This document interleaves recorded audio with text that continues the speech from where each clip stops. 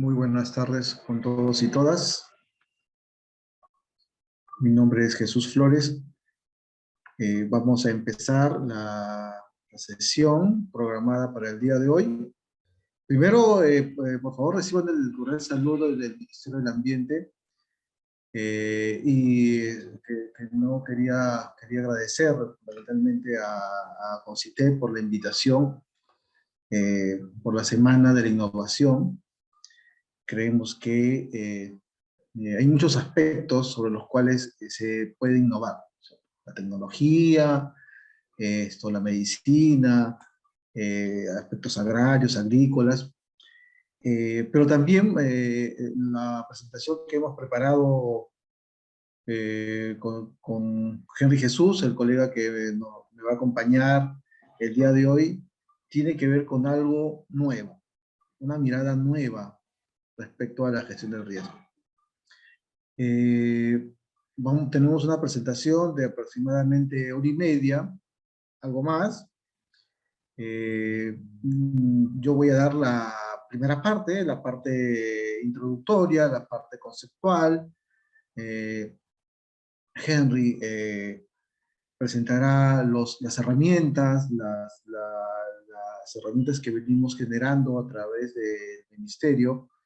Y yo culminaré con algunas conclusiones o algunas recomendaciones o algunas reflexiones finales en torno a la presentación.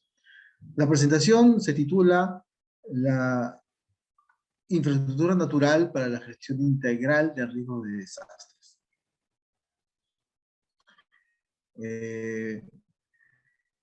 Henry me ayudará en pasar las diapositivas. Por favor, Henry, la siguiente diapositiva. La siguiente, por favor, ya creo que hicimos la presentación.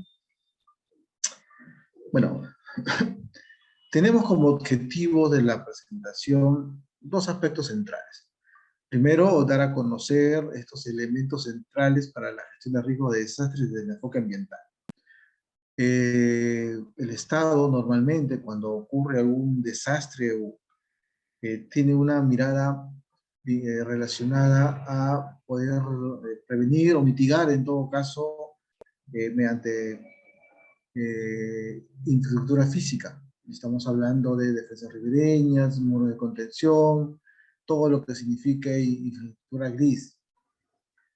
Pero nosotros como ministerio también reconocemos la importancia de estas medidas, pero adicionalmente creemos importante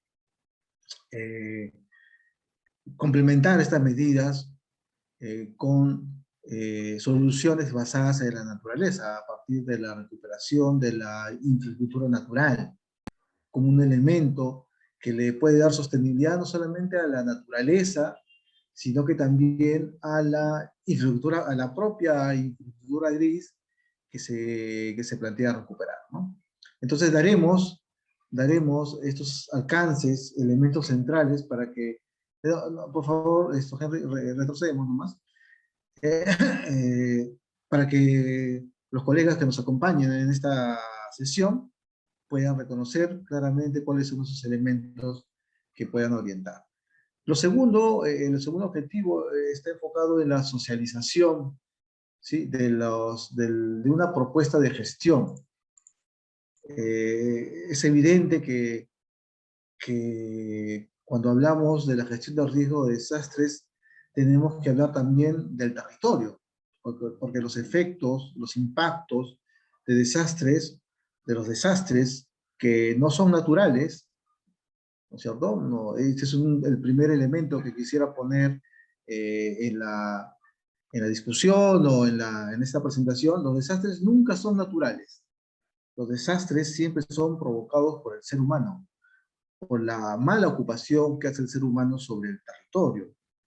Y por lo tanto, hay eventos naturales, hay fenómenos naturales, eso está claro, pero esos fenómenos han ocurrido hace miles de años, antes de la presencia del ser humano en este planeta, ocurren ahora con la presencia del ser humano, y cuando el ser humano ya no esté en este planeta, seguirán ocurriendo los procesos naturales.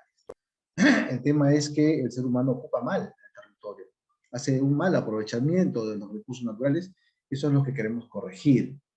Entonces, cuando hablamos nosotros de riesgo, los riesgos de desastres, estamos hablando no solamente de la forma como perdemos las viviendas, de la forma como perdemos los espacios agrícolas, los establecimientos de salud o los colegios, ¿no? Estamos hablando fundamentalmente de la vida humana, ¿sí?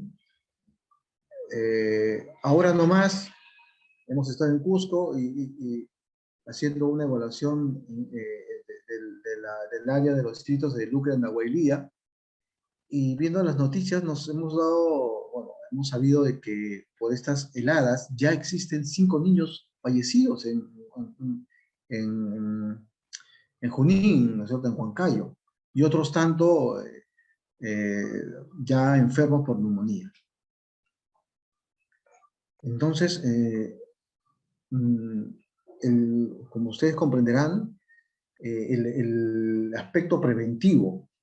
Nosotros sabemos todos los años lo que va a ocurrir, ¿no? Sabemos cuándo vienen las épocas de lluvias y por lo tanto las épocas de deslizamientos, huaicos.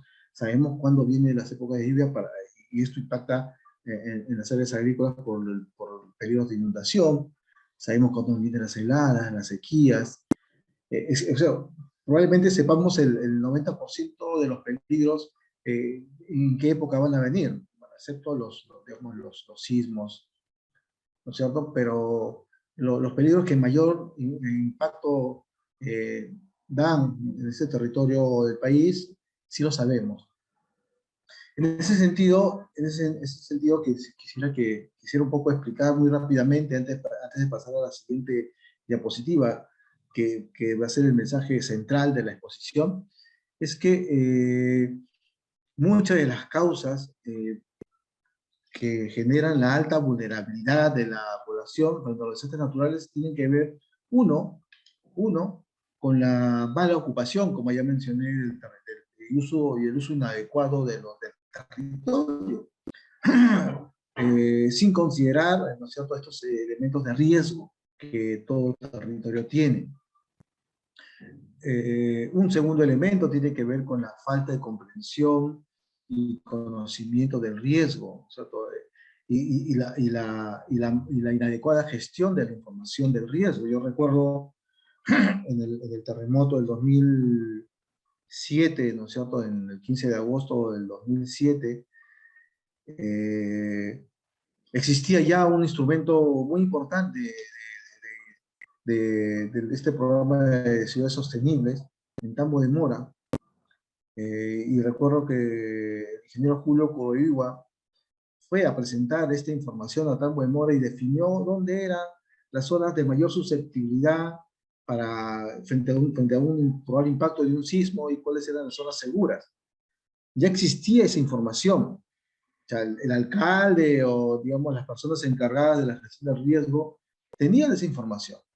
Llega el terremoto del 2017, perdón,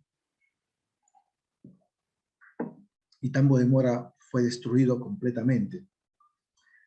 Entonces, esta necesidad de comprender el riesgo, de tener, digamos, la información y usar la información, creemos que es un elemento central. Luego tenemos como la débil gobernanza en la gestión de riesgo, la falta de planificación de las actividades, y una mirada integral e integrada que debe tener la gestión de riesgos. Entonces, en esa mirada integrada es donde nosotros como ministerio creemos y estamos en la firme convicción de que falta la otra mirada, la otra cara de la moneda. Muchos deslizamientos o huaicos ocurren porque el ecosistema ha perdido su capacidad, ¿no es cierto?, de brindar un servicio ecosistémico de regulación del desastre, del fenómeno natural. Cuando tú erosionas, ¿no es cierto?, o cortas un bosque, lo que estás haciendo es iniciar un proceso de peligro, de deslizamiento, ¿no?, o de huaicos. Entonces, ¿cuál sería pues la solución?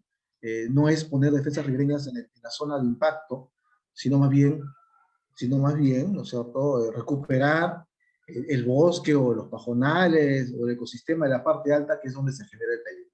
Entonces, aquí quisiera plantearle el segundo gran mensaje. Cuando hablamos del riesgo, bajo el enfoque integral, debemos tener en consideración que hay dos grandes zonas, ¿sí? La zona de impacto, donde el fenómeno como la inundación o los huaicos hacen destrozos, efectivamente, y la zona de la generación del peligro, ¿no es cierto? Donde llueve, donde las condiciones ecosistémicas se han perdido, donde tal vez haya habido deforestación o un mal manejo, ¿no es cierto?, de este ambiente que puede estar más arriba de la zona de impacto, y por lo tanto son dos zonas diferenciadas, y normalmente cuando hablamos de la gestión del riesgo estamos hablando de la gestión, ¿no es cierto?, de prevención, mitigación en la parte baja, en la zona de impacto, pero casi nunca hacemos una mirada, o damos una mirada hacia la zona de la generación realmente del peligro, ¿no? Entonces, la segunda, por favor, Henry. Entonces, eh, cuando hablamos de la gestión integral del riesgo, estamos hablando complementariamente a la mirada normal, a esta complementaria, para no repetir lo que ya hemos vivido, ¿sí? El 15 de marzo de 2022, hace poquito nomás, ustedes recordarán, un gran deslizamiento de una ladera de montaña cae sobre un poblado llamado Retamas, dejando personas muertas, personas fallecidas, personas desaparecidas, y damnificando, ¿no es cierto?, y impactando sobre colegios, sobre viviendas, y una gran cantidad de pérdidas, ¿no? Entonces, vamos a analizar, digamos, en la diapositiva siguiente, por favor, Henry, si me ayudas en esto. ¿Por qué ocurrió? ¿Cuál es la causa? Y acá radica un poco el enfoque que este ministerio, de manera innovadora tal vez, para nuestro país, en otros países ya esto está muy adelantado, pero en nuestro país todavía hay cierta reticencia en entender que, que el riesgo o los peligros se generan a partir, fundamentalmente, a partir de la mala gestión que se hace sobre los ecosistemas. En la figura de la izquierda estamos viendo la ladera, ¿no es cierto? La ladera que ha perdido el servicio ecosistémico. Ubíquense ustedes, previo al evento, un día antes o una semana antes, y esto era un escenario donde pasaba una carretera, en la ladera, donde en la parte alta se había deforestado, la ladera está absolutamente deforestada, donde había una mala gestión en la parte alta, donde los agricultores regaban sus cultivos esto, a partir después de técnicas de hace 500 años, tirando el agua, desperdiciando el agua, humedeciendo sus chacras, y debajo una zona ocupada con servicios, una zona urbana con servicios, ¿no es cierto?, que de manera latente estaba, pues, viviendo, ¿no es cierto?, sobre un gran peligro que se avecina. Entonces, estas eran las condiciones.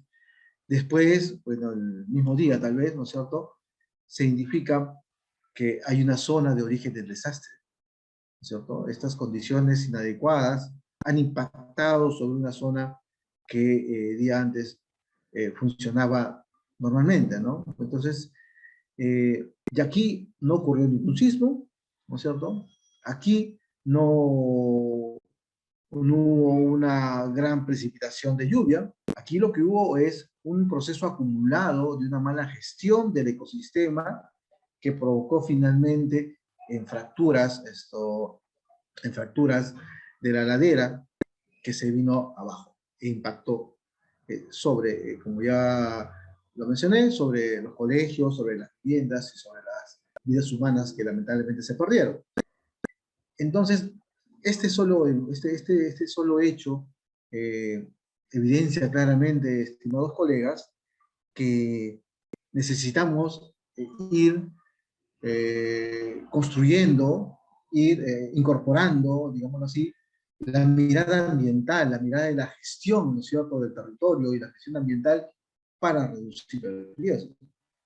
¿Qué hubiera ocurrido si es que antes del sismo, digamos, antes del deslizamiento, nos hubiéramos dado cuenta, y de hecho Ingemet ya lo tenía como un punto crítico, hacer algo, ¿no es cierto?, que permita recuperar, digamos, la funcionalidad, la estabilidad de la ladera, hacer un manejo eficiente en la parte alta de la cuenca, digamos, de la ladera, o reforestar con especies nativas, o con especies que enraícen bien. O sea, una propuesta integral. Evidentemente necesitamos también medidas de infraestructura gris, de controlar, ¿no es cierto?, con fierro y cemento ciertos aspectos que estabilicen el proceso, pero creemos, y acá va el tercer mensaje, que en escenarios como este, una solución integrada entre infraestructura natural y propuesta de infraestructura física, ¿no es cierto? La unión, la sinergia de estas dos miradas es lo que le va a dar finalmente sostenibilidad al conjunto de actividades que estamos viendo se afectó. La siguiente, por favor. Otro ejemplo clarísimo es lo que ocurrió en el Hospital Regional Herminio Valdizá. Recientemente, ¿no es cierto?, el año pasado hubo una inauguración del hospital regional, ¿no es cierto?, con todos los servicios importantes para la región Huánuco, y como salió en las noticias, una lluvia torrencial desnuda los problemas de la construcción del hospital. No he puesto los videos acá, pero si ustedes revisan las noticias periodísticas, van a ver que por los techos del hospital, ¿no es cierto?, filtraba el agua y los pasadizos eran como un río, ¿no es cierto?, ríos que iban por los pasadizos y afectaban al servicio. Esto se pudo prever. O sea, la construcción de la infraestructura, en este caso física, tiene que tener, ¿no es cierto?, y acá va el cuarto mensaje, tiene que tener, ¿no es cierto?, consideraciones del clima y sobre todo consideraciones del cambio climático. Y lo explico por qué. Si ustedes ven en la gráfica de abajo, en esa línea sinuosa, ¿no es cierto?, es la medición de una estación meteorológica de Huánuco. En 1950, ya esta estación había medido que en un día llovió 38.1 milímetros en 1950. En 1967 se repitió esa máxima precipitación. En 1982 esa máxima precipitación se incrementó a 42.9. En el 2001 a 48.7. Y en el 2021, ¿no es cierto?, el 2 de noviembre a 38.1. ¿Qué cosa quiero decir? Que si la construcción del hospital hubiera considerado estas máximas de precipitaciones para construir una infraestructura física que soporte este tipo de precipitaciones, no hubiera ocurrido lo que ocurrió, incurriendo en mayores gastos, ¿no es cierto?, mayores reparaciones estructurales, ¿no es cierto?, que se tuvieron que hacer del hospital. Entonces, el gran mensaje acá es que el Estado no puede actuar, cuando hablamos de riesgos, sobre promedios, ¿no es cierto? El Estado tiene que actuar sobre las máximas, el Estado y el privado, digámoslo así, sobre las máximas, sobre los eventos extraordinarios. Sobre eso hay que planificar para tener infraestructuras resilientes verdaderamente y que puedan soportar el conjunto de fenómenos, ¿no es cierto?, que son naturales. Vamos a admitir a Alfredo Portilla. Entonces, eso, la siguiente, por favor. Acabamos de regresar de Cusco, les mencionaba, y con el colega Henry Jesús hicimos una evaluación de riesgos en Luque, Andahuaylías, cerca de Cusco, a media hora de Cusco, y acá estamos en el río Vilcanota. Se nos presentaron unos presidentes de unas comunidades campesinas que no recuerdo su nombre, pero eso no es lo importante es lo que nos dijeron. Lo que nos dijeron es que el río Vilcanota, si ustedes ven la figura, la fotografía de la derecha, el río Vilcanota está perdiendo su caudal. Y la toma que ustedes ven ahí, esa construcción, la toma está quedando por encima, ¿no es cierto?, del caudal. De forma tal que la toma no tiene ninguna funcionalidad ya porque no está tomando el agua. Entonces los señores nos decían, pero ingeniero, acá está pasando algo. Y están echándole la culpa, ¿no es cierto?, a la municipalidad, porque ríos abajo, aguas abajo, están haciendo una actividad extractiva de esto, del lecho del río, y ellos dicen pues que este material está socavando, ¿no es cierto?, y se está acumulando nuevamente abajo.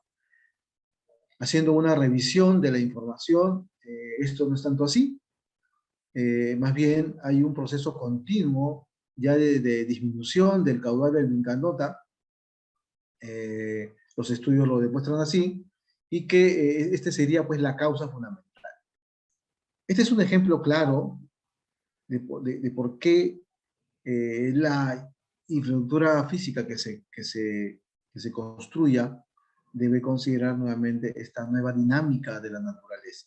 La naturaleza está cambiando, el clima está cambiando, entonces, pero tenemos que tener una solución adecuada, porque si no la tenemos, los campesinos y campesinas, nuestros hermanos campesinos, no van a tener agua para cosechar sus maíces. Esta es una zona maicera, ¿no es cierto?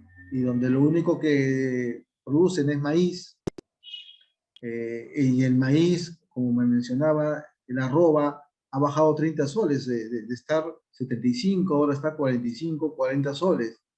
Entonces, si no tienen el agua, ¿no es cierto?, para regar su maíz de manera semanal, tal vez, ¿no es cierto?, su productividad va a ser aún menor, y por lo tanto el impacto de un fenómeno que es natural tiene que ver con la vida cotidiana y con la salud y con el desarrollo de estas personas que viven del río o viven del agua. La siguiente. ¿Qué respuesta les damos? Acá hay una foto conversando justo con las con los dirigentes, el presidente de la comunidad, el que está con el gorrito negro, es el presidente de la comunidad. ¿Qué respuesta les damos? ¿Cuál es la solución? Hemos visto también que en este ámbito hay mucha reforestación, efectivamente, pero reforestación con pinos y eucaliptos. Un representante de la comunidad se sentía orgulloso de haber reforestado 20.000 hectáreas con pino y eucalipto, cuando todos sabemos que los pinos y eucaliptos, si no es cierto, tienen una función y una rentabilidad económica, son especies que absorben todo el agua, ¿no es cierto?, se chupan todo el agua, consumen todo el agua y que se pierden, ¿no es cierto? Mientras que hay otras especies, como la jayanca, como el piñual, que son especies que más bien son lo contrario, ¿no? Absorben el agua y luego regulan el agua y luego infiltran el agua para que puedan ser tomados, digamos, laderas abajo, ¿no? Entonces, esta respuesta, ¿cómo damos respuesta a esta necesidad? Es un tema complejo, ¿no? Que tiene que ver con la propia municipalidad, que tiene que ver con la propia población, que tiene que ver con el sector agrícola, el sector digamos, del ministerio, ¿no es cierto? Y otros sectores de una manera integral, integrada, que permita elevar, ¿no es cierto?, o dar el recurso hídrico, o sea, para que no, para que puedan, en todo caso, generar o cosechar, digamos, de una manera adecuada. Entonces, también es un problema, ¿no? La sequía como un peligro que podemos abordar no con pino y eucalipto, o sea, tenemos que abordarlo con especies que capten agua y que regulen el agua, ¿no? La siguiente, por favor. Entonces, después de haber revisado estos aspectos que nos parece importante, no solamente como una mirada conceptual, con aspectos tal vez referenciales, aquí yo estoy poniendo ejemplos concretos de qué es lo que está pasando, ¿no es cierto? Entonces, a partir de esta muestra de datos, de información, creemos que los ecosistemas también contribuyen a reducir el riesgo de múltiples formas, ¿no? ecosistema sano, un ecosistema que tiene todas sus funciones, ¿no es cierto?, va a brindar no solamente sus beneficios, los servicios ecosistémicos, sino también un ambiente bello, un ambiente bonito para poder vivir y un ambiente donde podemos aprovechar de una manera adecuada los servicios que te dan, los servicios de vegetación, el alimento, el agua, ¿no es cierto?, el desarrollo de la agricultura, el desarrollo de la vida urbana en la parte de baja tal vez, ¿no es cierto?, pero manteniendo, ¿no es cierto?, digamos, la naturaleza, manteniendo los ecosistemas de una manera sostenible, de una manera que permita dar sostenibilidad no solamente a nosotros, sino a los que vienen, ¿no? Entonces, pero si tenemos un escenario como en la figura de la derecha, un ecosistema impactado, afectado, donde hay una degradación de sus laderas, donde hay un retroceso glaciar, donde hay una mala ocupación, donde no hay infiltración del agua, ¿no es cierto?, en la napa freática, donde en la parte media, digamos, hay un sobrepastoreo y un inadecuado manejo, ¿no es cierto?, agrícola, donde en el área urbana se nota claramente este impacto, ¿no es cierto?, la deficiencia del agua, el río contaminado, actividades sostenibles en la parte del... Entonces, el tener ecosistemas sanos, el tener ecosistemas naturales que tienen todas sus funcionalidades, lo que te va a dar son una seguridad respecto a que los eventos naturales no te impacten, a que los eventos naturales se regulen, ¿no es cierto?, o sean regulados por la propia naturaleza, mientras en el otro lado no. Entonces, este aspecto conceptual tal vez sea el quinto mensaje. Debemos recuperar, debemos mantener los ecosistemas sanos, porque son ellos los que nos dan, pues, digamos, el sustento de la vida, no solamente de la vida ecosistémica, no, sino fundamentalmente, como lo dijimos al principio, de la vida humana. Acá estamos hablando de la vida del ser humano, ¿no es cierto? Entonces, mantengamos nuestros ecosistemas de una forma adecuada. La siguiente, por favor.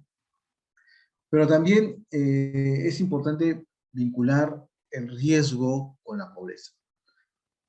Y hay una relación, una relación muy estudiada entre la población pobre se asienta sobre lugares de alto riesgo, ¿sí? La población se asienta en lugares donde requieren, ¿cierto?, digamos, los beneficios del ecosistema. Si la biodiversidad, que es clave para el desarrollo humano de las personas, y económico también, se reduce, estamos aumentando la vulnerabilidad de las poblaciones frente al cambio climático, ¿no es cierto?, frente a estos eventos que van a generar desastres, ¿no? Como ya lo hemos visto, la importancia del ecosistema también depende mucho digamos, de la biodiversidad de esos ecosistemas. Y por lo tanto, no solamente debemos pensar en la biodiversidad como un capital que cuenta el Perú para el futuro, ¿no? sino para el desarrollo de las próximas generaciones. Yo recuerdo ahorita, digamos, una suerte de mensaje que un colega me mencionaba respecto a una tribu africana, que no recuerdo el nombre ahorita, pero que ellos decían, lo que tenemos ahorita lo heredamos de nuestros nietos. Y la naturaleza, ¿cierto?, que tenemos en estos momentos, o todo lo que tenemos en estos momentos, nosotros no lo heredamos. Nosotros no lo vamos a dejar, más bien esto lo tenemos porque lo estamos heredando de nuestros nietos. Esa mirada, digamos, estratégica, esa mirada que rompe muchos esquemas, ¿no es cierto? Creo que es fundamental si es que queremos ir construyendo territorios sostenibles. La siguiente. Entonces, estimados colegas, ¿cuáles son esos elementos centrales? Después de haber revisado algunos ejemplos y de poderles explicarles el tema conceptual, ¿cuáles son esos elementos centrales para la reducción de riesgo de desastres desde lo ambiental.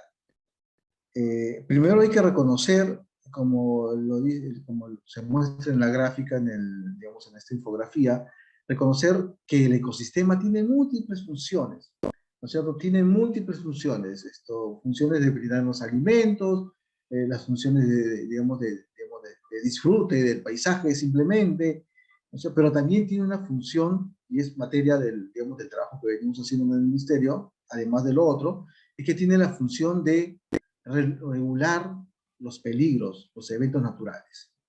Como ya lo mencioné, si tú talas una ladera, estás incrementando, estás generando un proceso geodinámico. Entonces la idea es que estás haciendo perder la función del ecosistema de regulación del riesgo.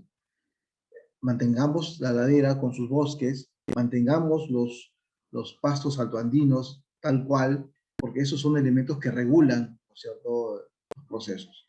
Necesitamos vincular la reducción de riesgo basadas en ecosistemas con los medios sostenibles y el desarrollo. O sea, normalmente vemos, ¿no es cierto?, que las medidas están solamente enfocados al ecosistema. Ya, recuperemos el ecosistema por el ecosistema. Pero es necesario que esa recuperación del ecosistema tenga otro fin, ¿no es cierto?, otra vinculación, que es el desarrollo, ¿sí? Entonces, si nosotros recuperamos el ecosistema, pero mirando desarrollo, mirando que esto nos va a beneficiar en términos de seguridad física, ¿no es cierto?, en términos además de desarrollo económico, eso es una mirada mucho más inteligente, ¿no es cierto?, mucho más sostenible que simplemente recuperar el ecosistema porque así debe ser, porque el ecosistema se recupera, pero hay otros beneficios que necesitamos y por lo tanto necesitamos invertir. El otro elemento central sobre este tema es que necesitamos no solamente invertir en lo natural, reconocemos la importancia de la inversión en la infraestructura física. Uno no puede estabilizar un proceso geodinámico solamente con recuperar el bosque o los pastizales o con medidas de infraestructura natural, ¿no es cierto? Hemos deteriorado tanto el ecosistema que necesitamos ayudar al ecosistema a regularse. Entonces, las medidas de encauzamiento, las medidas de reforzamiento, de todo lo que significa la infraestructura física, es importante para el proceso digamos, de reducir el riesgo, de estabilizar el proceso. Pero si le queremos dar una verdadera sostenibilidad y que no generemos nuevos riesgos, necesitamos tener, como dice el título, una inversión mixta. Invertir no solamente en la infraestructura física, sino también complementariamente con infraestructura natural. Como ya lo hemos visto en el caso del hospital de Huánuco, asociar estas intervenciones al cambio climático. El cambio climático no es un aspecto que esperamos que venga. No, no va a venir. Ya está acá. Ya está acá. El cambio climático ya está acá. Ya está causando, ¿no es cierto?, destrozos, ya está causando impactos sobre la vida humana, ¿no es cierto?, sobre las personas. Un colega del ministerio se acaba de infectar de dengue, digamos, casi en Paracas, ¿sí? Esto era impensable hace algún tiempo, pero el clima está cambiando y por lo tanto es necesario asociar muchos aspectos al cambio climático. Debemos adaptarnos, debemos tratar de conocer cuáles son esos impactos del cambio climático para poder adaptarnos de manera adecuada.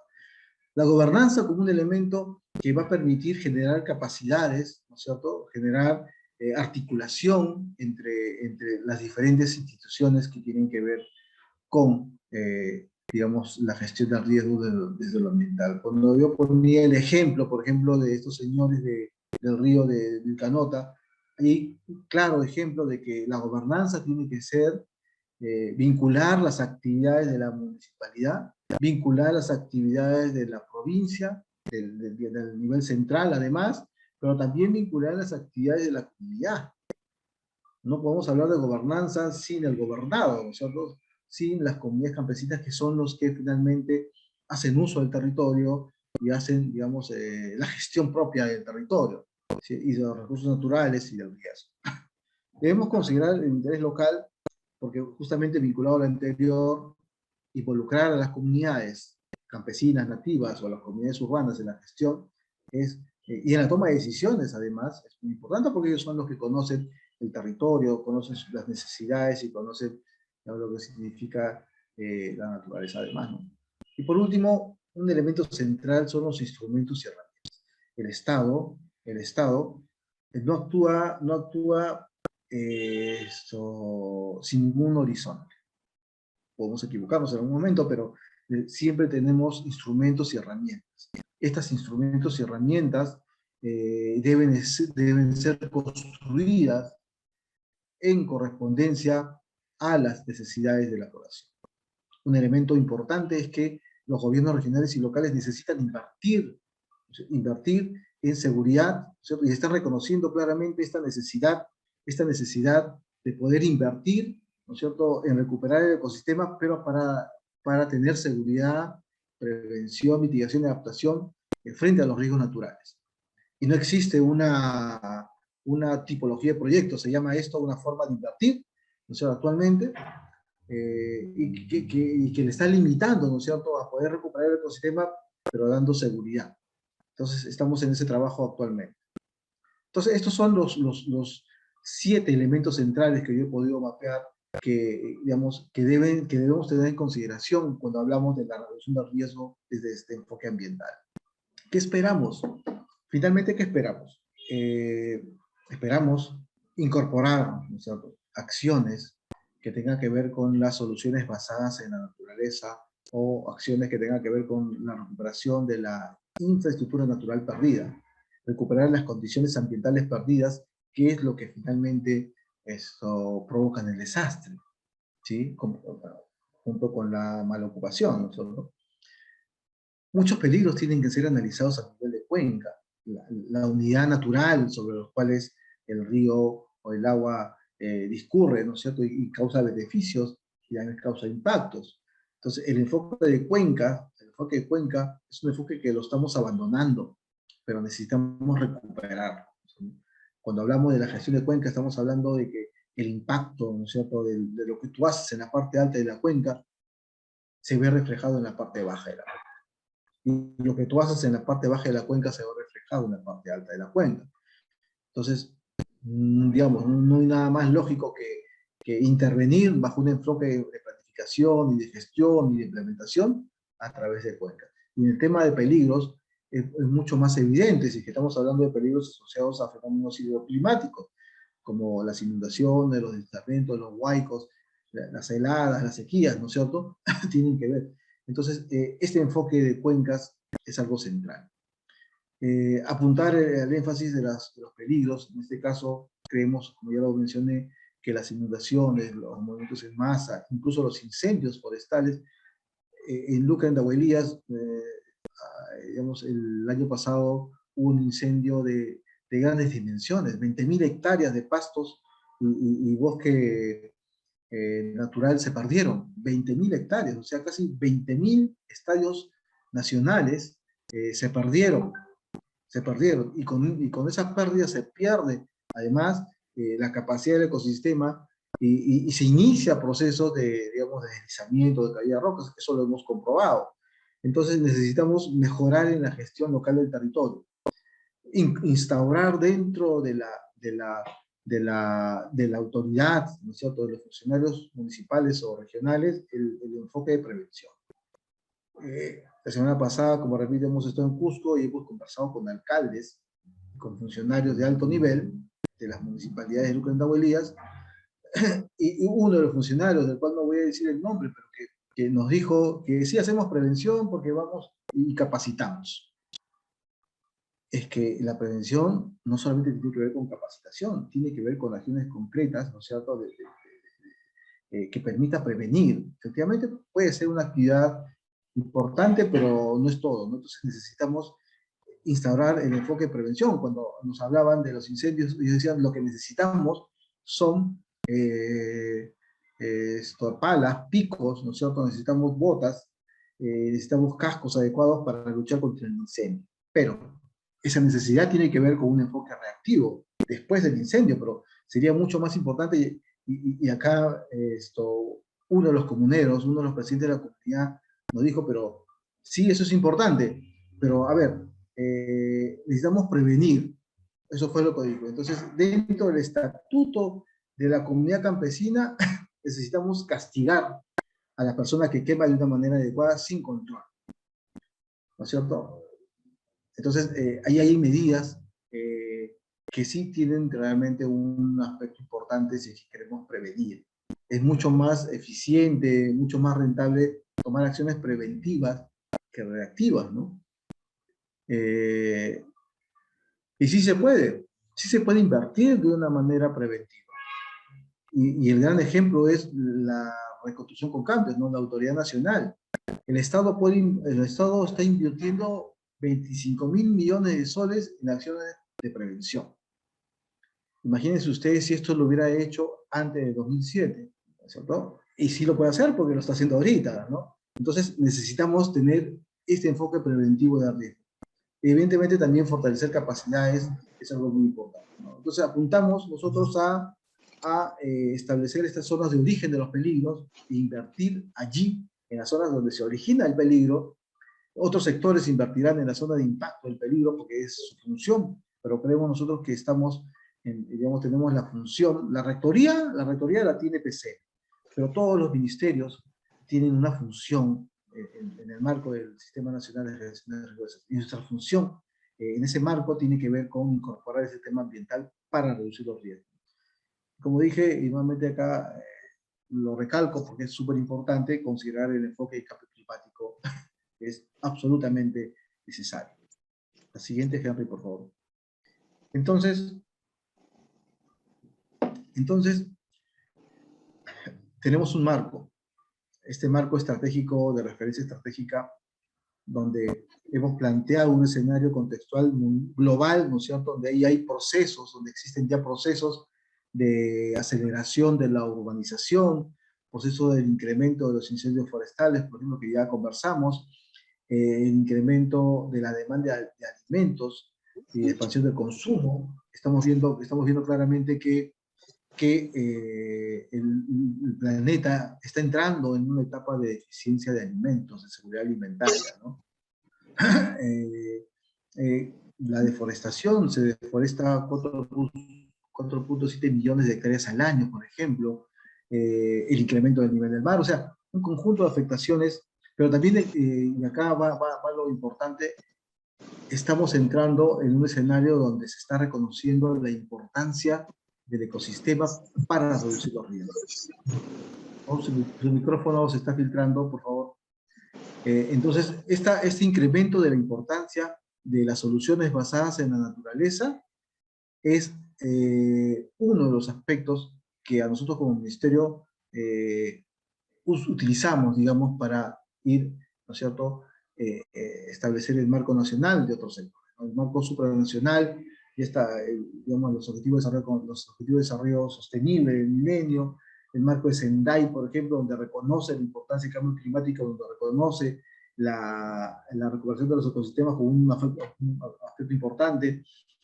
Existe un conjunto digamos, de marco supranacional que el marco nacional los integra, ¿no es cierto? Los integra y los reconoce como aspectos importantes. El SINAGER, el Sistema Nacional de Gestión de Riesgo de Desastres, el Sistema Nacional de Gestión Ambiental, dos sistemas funcionales que normalmente funcionaban de una manera paralela, sin verse, lo hemos articulado. Lo hemos articulado a partir de digamos, de algo que los dos manejan, ¿no es cierto?, que es la naturaleza. Para el Sistema Nacional de Gestión Ambiental es importante la naturaleza. Estamos viendo que para la gestión de riesgos también es importante la naturaleza, la infraestructura natural, ¿no? Entonces, esta vinculación es algo que está en el marco nacional. En el marco sectorial, bueno, el Ministerio tiene múltiples acciones. Acabamos de cambiar nuestro rol del Ministerio, de esta Dirección General, la Dirección General de Ordenamiento Territorial, y de la gestión integral del territorio tiene la función ya de identificar medidas de infraestructura natural y soluciones basadas en la naturaleza, que contribuyen a la gestión territorial, pero que también contribuyan a la gestión del riesgo de desastres. Entonces, en este caso son instrumentos ya del sector, del PC, del PI, esto en el marco de un programa sectorial, que es el PP 068, el programa presupuestal 068, PREVAED, ¿no es cierto?, que es el gran articulador de todos los esfuerzos sectoriales que realiza el Estado para poder prevenir y mitigar. Entonces, este marco es el que nos apoya, nos sustenta para poder estar interviniendo desde este enfoque de la naturaleza para reducir el riesgo de desastres. La siguiente. Aquí estamos viendo que no solamente tenemos que priorizar ámbitos, ¿no es cierto? No solamente es importante identificar áreas degradadas, tenemos un mapa nacional de áreas degradadas, con una información de casi 30 años, ¿no es cierto?, a partir de análisis de imágenes satelitales, que tal vez ahí Henry pueda explicar mejor que yo. Venimos evaluando el territorio, planteando modelos territoriales de cómo gestionar el territorio viendo riesgos, pero esto no es suficiente, ¿cierto? Lo importante es ver cómo generamos inversión pública. El Estado no tiene otra forma de implementar cosas. Tenemos que incorporar este enfoque en inversión pública. Y para que, como lo mencioné en un momento, los gobiernos regionales y locales puedan realizar estas inversiones con ayuda del privado tal vez, ¿no es cierto?, o solamente público, pero la idea es impulsar mecanismos financieros, en función de parámetros técnicos, como bien lo dice la diapositiva, para que cada región tenga un portafolio de inversiones que les permitan, ¿no es cierto?, invertir bajo esta lógica. Eso es absolutamente importante. La siguiente, Henry, creo que ahí estoy terminando. Entonces, hasta ahí es un poco los aspectos de introducción.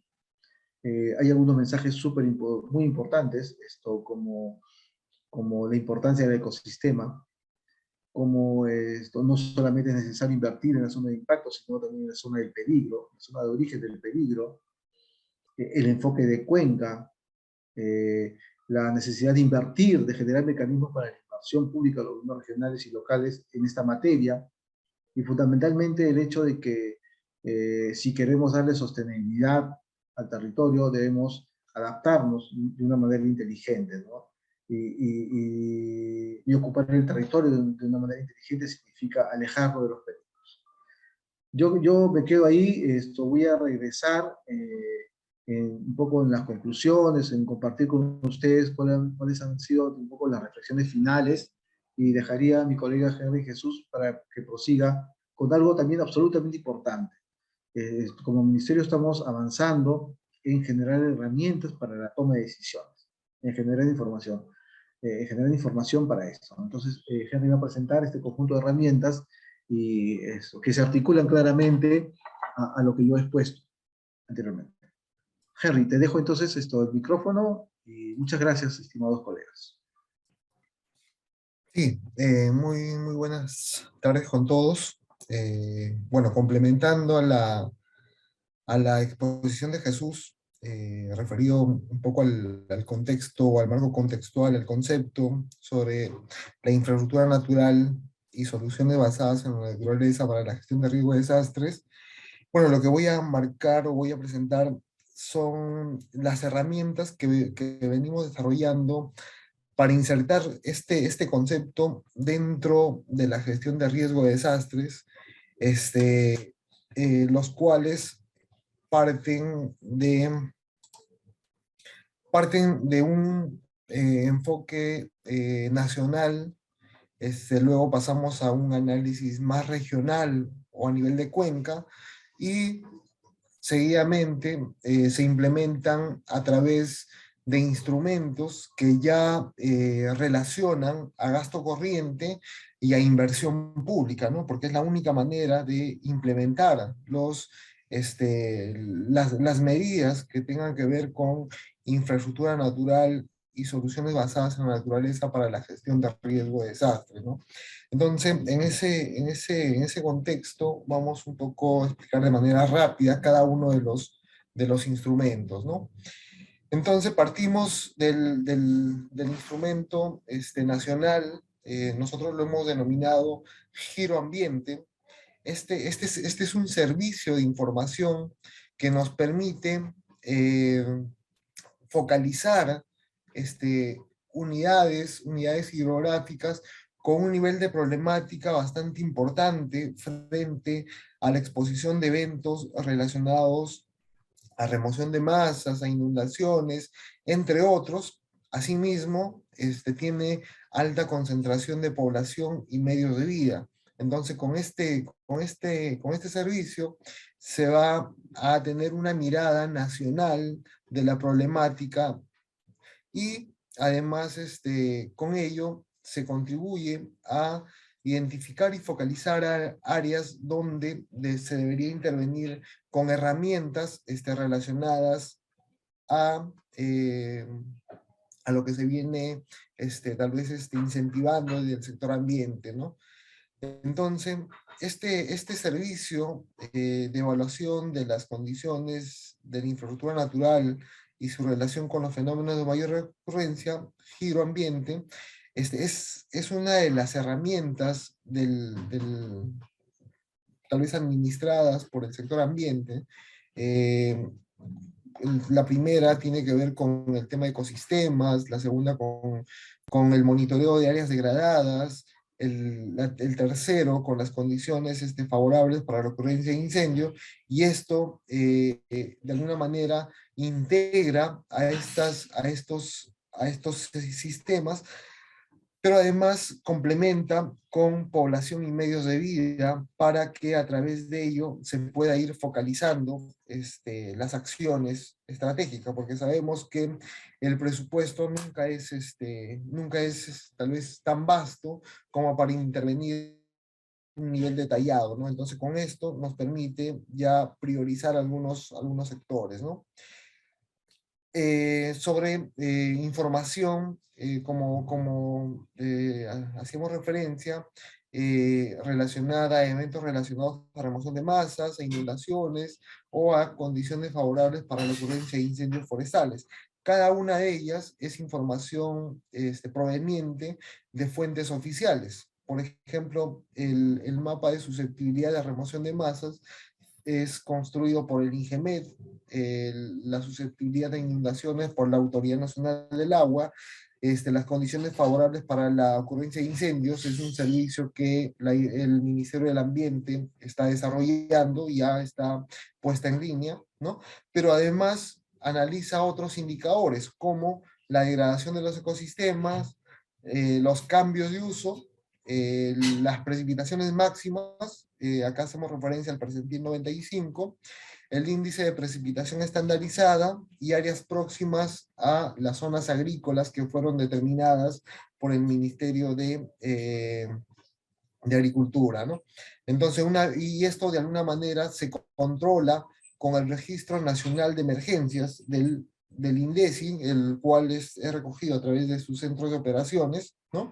Entonces, de alguna manera, estos resultados van siendo controlados con este registro histórico. Además, ya para la focalización se toma en consideración a la población, a los centros poblados, a la red vial, al sistema interconectado de energía, a los centros de salud, a las instituciones educativas, ¿no? Para de esa manera ir ya priorizando o focalizando y priorizando algunas unidades hidrográficas con tal vez alta concentración de población, infraestructura, etcétera, ¿no? Lo cual tenemos como un resultado, por ejemplo, esta es la cuenca del río Mantaro, tenemos 18 subcuencas, de las cuales 2 de ellas tienen un nivel de focalización muy alto, y por ejemplo tenemos estos resultados, ¿no?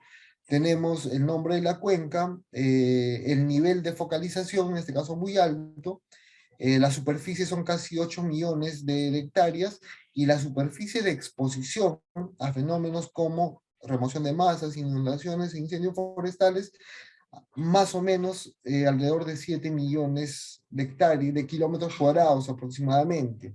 Entonces, como ven, casi toda la unidad hidrográfica a nivel de subcuenca, en el nivel 5, tiene alta exposición a estos fenómenos. Seguidamente se analiza el número total de centros poblados. Imagínense, 1.300 centros poblados. Este, Además se hace también una aproximación a lo que podría perderse en esa unidad hidrográfica, y en este caso, imagínense, alrededor de 1.699 millones de dólares en probables pérdidas. Entonces, ese análisis sustenta que en esta unidad hidrográfica se debería intervenir desde los diferentes sectores, inclusive, ¿no? Priorizando estos temas de prevención y reducción de riesgo de desastre, ¿no? Tenemos este servicio ya en línea. Ustedes pueden acceder a este enlace y van a poder visualizar esa información que venimos mostrando. Además, también van a poder manipular la información si quieren sobreponer con alguna otra capa de interés, ¿no? Entonces, esta es la primera herramienta de alcance nacional que justamente nos ayuda a priorizar unidades hidrográficas en el nivel 5 o a nivel de subcuenca, ¿no? La segunda herramienta es ya una herramienta mucho más tal vez puntual, mucho más local, donde se aplica a nivel de unidad hidrográfica, cuenca, subcuenca, microcuenca, ¿no? O alguna zona de interés. La denominación es identificación rápida de medidas para la acción, lo cual uno de los principales, tal vez una de las principales bondades es que después de analizar una serie de información técnica a nivel de subcuenca, como le decía, con un nivel de priorización bastante aproximado. Para ello se toma información, por ejemplo, satelital, de alta resolución, como las imágenes del satélite ProSat, o se hacen algunos vuelos de dron en las zonas con alta problemática, y concluye con una serie de medidas, ¿no? De medidas que incorporan justamente la infraestructura natural para la gestión del riesgo de desastre, los cuales son priorizados aplicando un instrumento bueno, estos son los pasos, las secuencias. Tiene tres etapas bien diferenciadas: acciones preparatorias, donde se incorpora, por ejemplo, el trabajo con los actores locales del área priorizada, donde se prioriza el trabajo con los tomadores de decisión, ¿no? Con las autoridades de ese ámbito, porque en buena cuenta ellos van a ser los responsables de la implementación de cada uno de las medidas que se planteen, ¿no? Pasa por una segunda etapa de diagnóstico desde el punto de vista geohidroclimático y ecosistemas, uso actual y ocupación, y el tema de riesgos según cada una de las unidades analizadas, para, en función a todo ese análisis, hacer el planteamiento del modelo de seguridad física integral y la determinación de las medidas para posteriormente priorizarlas. Cada una de estas medidas están espacializadas o tienen su posición en la cuenca, ¿no? Entonces, tenemos este modelo de seguridad, por ejemplo, física natural o integral, ¿no? En cada una de las partes, la cuenca alta, media y baja de la cuenca, se plantean unos lineamientos, por ejemplo, en la zona glaciaria o periglaciaria, donde hay alta concentración de bofedales, humedales, etc., se plantea, por ejemplo, regulación y control y seguridad hidráulica e hídrica, y además limitando las intervenciones antrópicas que van a desestabilizar las laderas. Entonces, este es el lineamiento que va a enmarcar todas las medidas que se planteen en esa zona, ¿no? Tenemos también, bueno, otra aplicación en otra cuenca. Esta es una cuenca de la selva, donde vamos a ver que también se plantean algunos lineamientos, pero también tenemos las medidas. Por ejemplo, esta es la zona del fondo de valle.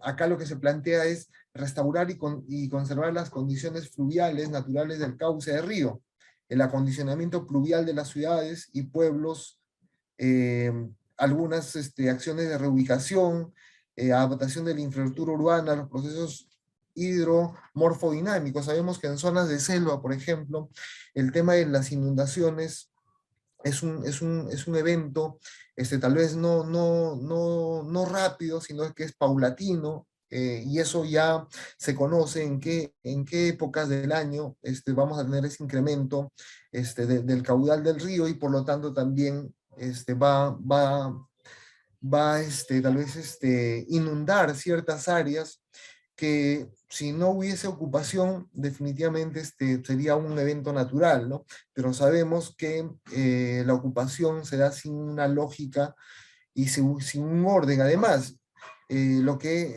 agrava es que se implementan tecnologías para la construcción de viviendas que no son adecuadas para la zona.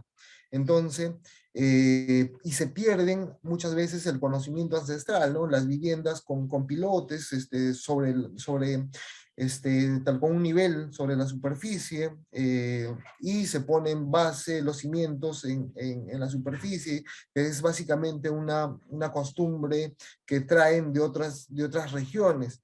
Entonces, eso lo que se busca es proponer un sistema de adaptación, ¿no? De infraestructura a ese tipo de ecosistemas. Eh, por otro lado, también se propone, por ejemplo, control fluvial de inundaciones y socavamiento con soluciones mixtas o soluciones verdes, como se denominan, con materiales de la zona, etcétera, ¿no? Entonces, son medidas que ya se plantean a cada una de las partes del cauce de río. Este, eh, Cada una de estas medidas planteadas terminan en ideas de proyecto, ¿no? Y esto ya relacionando al sistema de inversión, ¿no? Entonces, como ven, esta es una herramienta bastante importante y bastante estratégica, y va a permitir justamente orientar la gestión del territorio, ¿no? Y permitirá además que esto se implemente a través de los gobiernos locales por los diferentes mecanismos de financiamiento.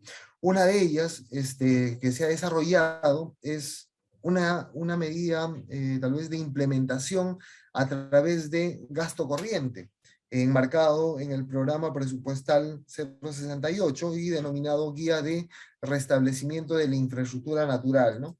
Entonces, esta es ya una guía que va en el marco de la implementación. Sabemos que el acceder a presupuesto, si bien es cierto, hay varios mecanismos de financiamiento, el tema es que si no orienta, si no hay una orientación tal vez correcta hacia los tomadores de decisión, hacia los gobiernos regionales o locales, definitivamente esto no es tan aplicado, por lo cual esta guía busca implementar ya las medidas que fueron identificadas. Para ello, toma información existente, partiendo de las zonas críticas determinado por la Autoridad Nacional del Agua, y con ello complementa con información de IRMA, con estudios que hayan desarrollado en el sector puntual, ¿no? Para entrar a una etapa de planificación, donde ya se identifica la medida específica que se va a implementar, y además se hacen los costeos para también relacionarlo a los planes operativos de ese gobierno local, ¿no? Una vez que se comprometa recurso en actividades relacionadas al programa presupuestal, esto entra ya a una etapa de ejecución. Claro que este procedimiento pues no considera recursos muy extensos, ¿no? por la misma lógica que están insertadas en actividades operativas, ¿no? A través de los planes operativos. Por lo tanto, hace referencia a intervenciones como forestación y o reforestación en zonas tal vez con problema, ¿no? Vean este cuadrito con los costos bastante detallados y, como les decía, se implementan a través de algunos instrumentos financieros intervenciones de este tipo, ¿no? Por ejemplo, sabemos que los ríos en épocas de avenidas, esto impactan en infraestructura, en población, y ya hemos vivido esta problemática, por ejemplo, relacionado a los fenómenos del Niño, el último, tal vez el 2017, en la zona centro-norte de la costa peruana, ¿no? Entonces lo que se busca es, por ejemplo, no se debe talar la cobertura vegetal denominada bosque ribereño por las funciones que esta tiene frente a las inundaciones. Se debe plantar una primera barrera de protección a través de especies nativas, como los cañaverales, por ejemplo, ¿no? Además es necesario plantar especies arbóreas como el sauce, y como ven ustedes, son especies de la zona o especies nativas, los cuales justamente cumplen esas funciones de regulación de riesgos naturales, ¿no? De riesgos ante desastres, y además, después de esas dos intervenciones, se propone, por ejemplo, una barrera de árboles como el bambú, por ejemplo, ¿no? Entonces con ello ya podrías inclusive darle un valor económico a ese tipo de intervenciones, ¿no? Por acá vemos, por ejemplo, la revegetación con carrizo en riberas. Saben ustedes la función de regulación ante inundaciones que tienen estas especies, o la reforestación con bambú, por ejemplo, ¿no? Ya son especies que han sido probadas, en este caso, en otras latitudes, ¿no? O en zonas, por ejemplo, de laderas, donde uno de los principales problemas son los eventos relacionados a remoción de masas, ¿no? Y ustedes seguramente conocen bastante el derrumbe que tuvimos en La Libertad, en Trujillo, en Patás, ¿no? Específicamente. Entonces, para ello, también en el marco de la prevención del riesgo de desastres se pueden intervenir con este tipo de soluciones, ¿no? Las zanjas de infiltración, o también, y que iría de manera complementaria con la restauración de los pastos, que justamente van a permitir fijar las laderas. Y por acá vemos, por ejemplo, esto es una experiencia en Chile, ¿no? Algunas zanjas de infiltración con sus tabiques a lo largo de las laderas, ¿no? Y esto justamente permite controlar este tipo de eventos, ¿no? Por otro lado, tenemos, justamente ya Jesús les comentó que actualmente estamos trabajando un tema relacionado a la creación de una tipología de inversión que justamente tenga que ver con intervenciones en la zona de origen de los fenómenos, ¿no? Para, en el marco de la prevención, intervenir con una tipología de proyecto que actualmente no existe, ¿no? Pero se está construyendo, ¿no? Entonces se va a ver la manera de cómo esto llevarlo también al sistema de inversión, ¿no? Al InviertePE. Entonces, acá verán algunas herramientas, algunas publicaciones, algunas guías, algunos procedimientos que ya se tienen colgado en la plataforma del GeoServidor. Por ejemplo, está la guía práctica de la recuperación de la infraestructura natural, tenemos Giro, tenemos el mapa nacional de ecosistemas, las áreas degradadas. Este mapa de áreas degradadas se actualiza constantemente. Tenemos aplicaciones de IRMA en las cuencas del Lurín, Chillón, Ponasa, también en las cuencas del Mantaro, que se han implementado, ¿no? Y algunos lineamientos que tienen que ver con infraestructura natural, ¿no? Entonces, bueno, hasta ahí mi participación. Yo le cedo la palabra al ingeniero Jesús para las conclusiones de esta tarde. Gracias, Henry. A ver, hemos construido unas 6 o 7 diapositivas relacionado a poder establecer esas ideas fuerza que hemos podido compartir con ustedes, tanto Henry como yo. Entonces, la primera conclusión, digámoslo así, es la siguiente. A ver, Henry, por favor. Como ya se mencionó varias veces, es necesario que los proyectos de inversión pública incorporen, digamos, en la gestión del riesgo este componente ambiental. Está harto probado científicamente, técnicamente, de que la naturaleza le hace bien, reduce el riesgo, esto previene el riesgo, nos adapta al cambio climático. Entonces, ¿cómo no es cierto, hacer este arreglo, esta arquitectura en la inversión pública, priorizando, ¿no es cierto?, inversiones al respecto? Entonces, el primer gran mensaje es: incorporemos en este sistema de inversión pública que tiene el Estado aspectos que tengan que ver con cambio climático, que de alguna forma ya está, pero el tema ambiental dentro de la gestión del riesgo de desastres para que los gobiernos regionales y locales puedan invertir es un aspecto que deberíamos promover mucho más, ¿no?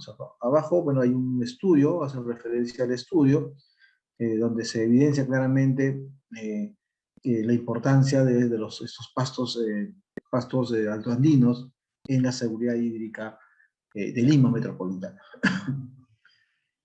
Entonces, la segunda gran conclusión es la siguiente. Como ya lo mencioné, el Estado no puede actuar sobre promedios, no debería actuar sobre promedios. Aquí tenemos una estación meteorológica donde en 1978 la máxima precipitación en el día fue 84.4 milímetros. Cuando nosotros queremos construir, cuando los ingenieros, nosotros mismos, ¿no es cierto?, queremos construir un puente o una carretera, el máximo periodo de retorno que se pide está entre los 50, ¿no es cierto?, 50 y tal vez 100 años.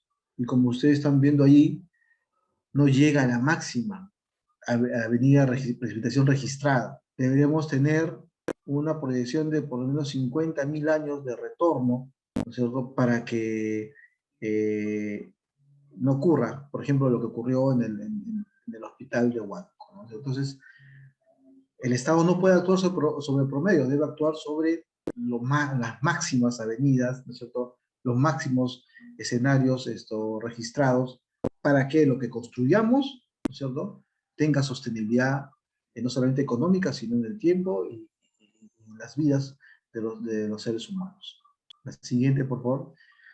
El tercer gran mensaje que queremos compartir con ustedes es el siguiente. Bueno, aquí quise poner, digamos, algo humorístico, de lo que ocurrió hace buen tiempo. El puente no se desplomó, no se cayó, sino se desplomó, ¿no? Una cosa así. Bueno, la siguiente, Henry. Normalmente vemos que cuando hay un exceso de precipitación, esto es percibido, digamos, de manera concreta con la aparición de desastres, ¿no? Pero digamos, la otra mirada que queremos compartir con ustedes es que también puede ser algo beneficioso.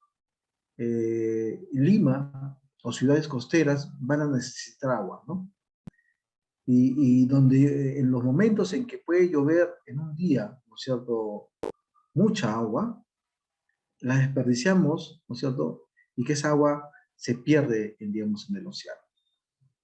Qué interesante sería, estimados amigos, si es que esa agua sea acumulada o se genere mecanismos, infraestructura, que infiltre, como ya se ha hecho, las amunas, por ejemplo. Es un ejemplo clarísimo de cómo nuestros antepasados manejaban el agua a partir de sociedades hidráulicas, como lo llamaba Walter Hell, y que de esos momentos de alta precipitación podamos controlar de una manera inteligente las precipitaciones y que estas sean infiltradas. Se puede hacer. Ahora hay técnicas modernas para eso.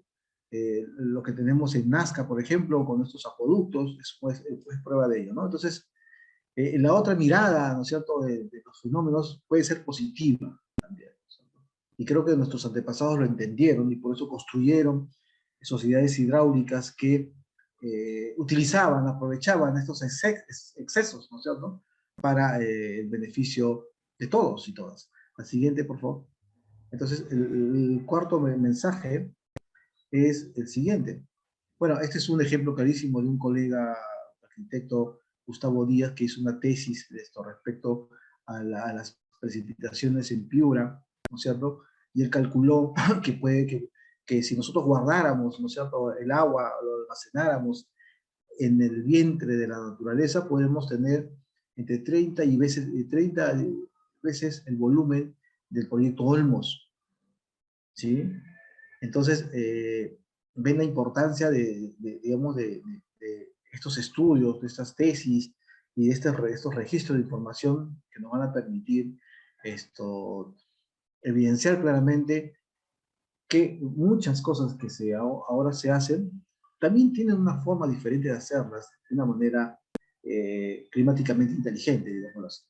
La siguiente, el corto mensaje que ya les mencioné, es que no existe el desastre natural, ¿cierto? Existe la mala ubicación que hace el ser humano sobre el territorio.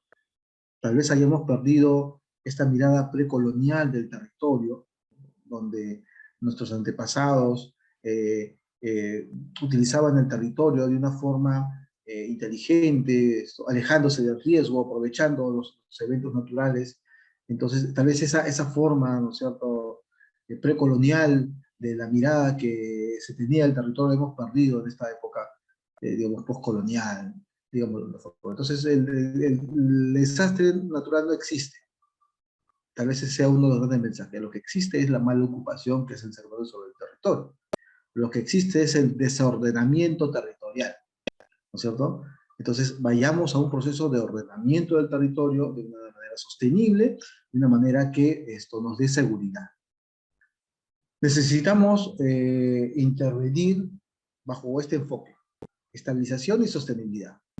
Normalmente cuando el Estado invierte bajo esta lógica de la figura de la derecha, ¿no es cierto?, con muro de contención, infraestructura física, ¿no es cierto?, defensas ribereñas para el mar o para el río, pero si eso es complementado con esta nueva lógica de la izquierda, donde como ya Henry lo señaló claramente, reconstruyamos, ¿no es cierto?, la estructura o la arquitectura natural del bosque ribereño, por ejemplo, en este caso, estos dos elementos, ¿no es cierto?, estos dos elementos darían mayor seguridad y sería una solución tal vez mucho más sostenible que solamente enfocarnos en lo primero, ¿no es cierto?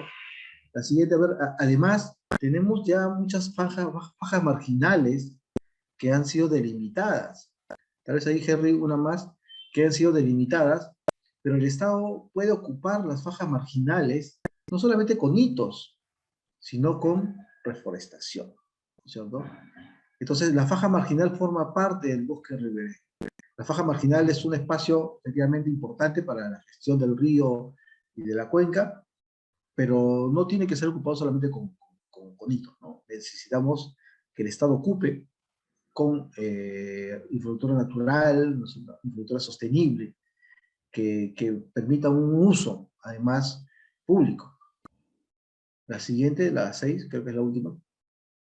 Para no reconstruir el riesgo, necesitamos recuperar el conocimiento precolonial del territorio. Esta es una cuenca del Lurín, donde en la parte baja, en el polígono bajo, estamos viendo una ocupación de casi 3.000 familias, alrededor de 15.000 personas, Río Seco, que se han sentado sobre el cauce del Huayco. Entonces, hay un conjunto digamos, de infraestructura pública, privada, ¿no es cierto? Muchas casas se han construido a partir, digamos, no solamente de una inversión inmediata, sino, como todos sabemos, como todos hemos construido, la mayoría, en todo caso, nuestras viviendas, no ha sido pues una construcción de 6 meses, ¿no? En algunos casos nos ha costado 10 o 15 años terminar nuestra vivienda, ¿no? Y si esto se ve perjudicado, se puede ver perjudicado y dañado, destruido en 5 minutos que puede venir el huaico y nos hace el destrozo. Pero, Henry, si das un clic más, podemos señalar claramente aquí la importancia, ¿no es cierto?, del conocimiento precolonial, ¿no? Entonces, esto, en ese mismo espacio, pero más arriba, existe ya un resto arqueológico que evidenciaba que no se ocupaba, pues, los huaicos, ¿no es cierto? Se ocupaba lugares seguros, ¿no es cierto? Esa mirada la hemos perdido, y creo que con esta nueva forma, ¿no es cierto?, de enfocar el riesgo, incorporando el tema ambiental, de alguna forma lo estamos recuperando. Siguiente, por favor, Henry. A ver, entonces, la idea es no reconstruir el riesgo. Casi último mensaje, no reconstruyamos el riesgo. Debemos planificar el territorio, ¿no es cierto?, gestionar el territorio, gestionar el riesgo bajo una mirada de desarrollo sostenible y cambio climático. Con un escenario actual, evidentemente, pero mirando hacia el futuro, mirando cuáles van a ser los cambios climáticos hacia el futuro. Entonces, esa mirada es mucho más, esa mirada planificada, gestionada, digamos, nos va a permitir invertir además de una manera planificada.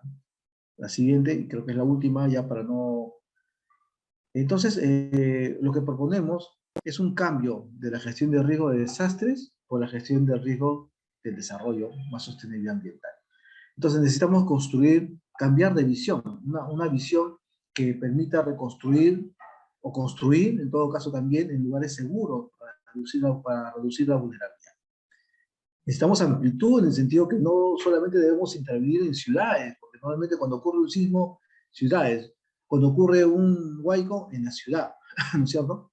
Y que es de lo rural, que es de estos ambientes que no son ciudad, que no son urbanos, que también han sido afectados. Entonces, la mirada amplia de una cuenca, donde no solamente está la ciudad, también están las áreas agrícolas, están los pueblos altoandinos, esa es una mirada mucho más importante, en las zonas de origen del desastre, ¿no? Equilibrio, en el sentido de que, como ya se mencionó, invirtamos de una forma igual, ¿no es cierto?, tanto en lo natural como en lo que es. Preventiva, porque es mucho más importante prevenir que mitigar. Prevenir que ser reactivo, ¿cierto? Eso, prevenir antes de ser reactivo. Y sinergia, finalmente, porque necesitamos que la gestión del riesgo, al involucrar el tema ambiental, como claramente lo hemos demostrado, necesitamos también, ¿no es cierto?, la participación no solamente del ministerio, ¿no? El tema ambiental es tan importante que no solamente, que no solamente debería estar dentro del ministerio, ¿no? El tema ambiental es tan importante que todos los sectores deberían considerarlos, y la sociedad también. Y creo que ahí me quedo, Henry, creo que es la última, sí, solamente eso. Muchas gracias por su atención. Estamos muy complacidos en que estos espacios donde estoy seguro hay personas que están interesados en investigar, personas que están interesadas en proponer cosas nuevas, innovadoras, tomen, digamos, a la naturaleza, tomen al ambiente, tomen a los ecosistemas como un elemento de trabajo. Porque sí necesitamos investigaciones, necesitamos evidencias, por ejemplo, estimados colegas, sobre la importancia del eucalipto y el pino. Y cómo, digamos, en muchos lugares de nuestra serranía se prioriza el uso del pino y el eucalipto, ¿no es cierto? Y sabemos claramente, como ya hemos dicho, que esos son especies que consumen mucha agua, ¿no es cierto? Y esto no dejan, ¿no es cierto?, que el agua fluya hacia las partes bajas para el aprovechamiento. Hay otras especies, pero necesitamos evidencias concretas sobre eso, ¿no? Mucha más evidencia de los perjuicios ecosistémicos que te da el pino y el eucalipto, por ejemplo, ¿no? Entonces, tenemos, digamos, mucha información. Yo invitaría ya para finalizar a que si es que requieren alguna información, el Ministerio está con toda su disponibilidad, ¿no es cierto?, en poder brindar esta data, esa información, y estos mecanismos y estas metodologías para que puedan ser compartidos con cualquier persona que la requiera, pero fundamentalmente con ustedes, que son los que están interesados en investigar e innovar, ¿no? Con esto termino, y si hay alguna consulta, por favor, muy rápidamente, porque nos están diciendo de que ya debemos acabar. tal vez un par de preguntas, otras preguntas, en todo caso. Y si Henry por ahí pones nuestros correos, por si acaso alguien quiera hacer una precisión, podamos también recibirlas, ¿no? Entonces dejamos los micros abiertos para que cualquier persona pueda preguntar, consultar, aclarar también, ¿no es cierto? No hay ningún problema sobre eso. Correcto, correcto. Vamos a dar a los administradores del evento el PPT para que puedan ser compartidos con los asistentes. A ver, en el chat creo que hay más consultas. Oh, ya, el PPT. Listo. Bueno, si no hay ninguna consulta, a ver, Alfredo Portilla, creo que sí, por favor, intervenga nomás. Buenas tardes. Gracias por la presentación y por el nivel de detalle. Yo deseaba preguntar si en los estudios o herramientas que han desarrollado lo referente a la guía de mapeo de servicios ecosistémicos para Cuenca o para una unidad territorial. Tenemos el mapa nacional de ecosistemas. El mapa nacional de ecosistemas aprobado por resolución ministerial. Este mapa, en su memoria descriptiva, hace bueno, valga la redundancia, la descripción de cada uno de los ecosistemas y hace una primera aproximación a los servicios ecosistémicos que ese ecosistema te da.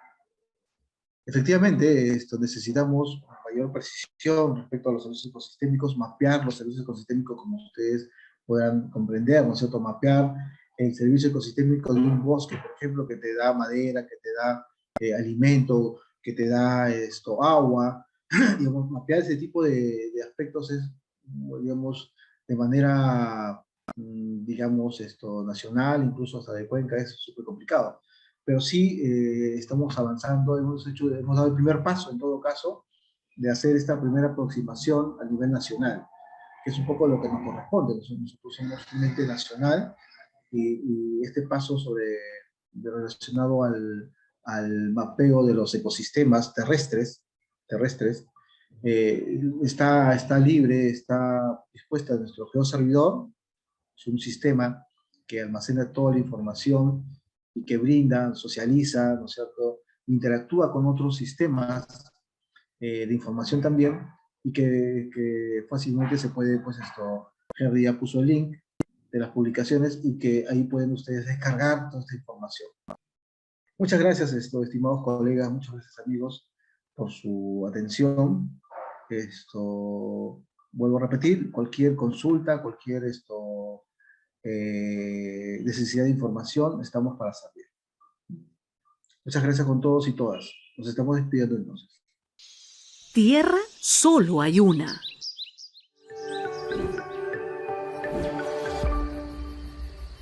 Siempre con el pueblo. Gobierno del Perú. Bicentenario del Perú 2024.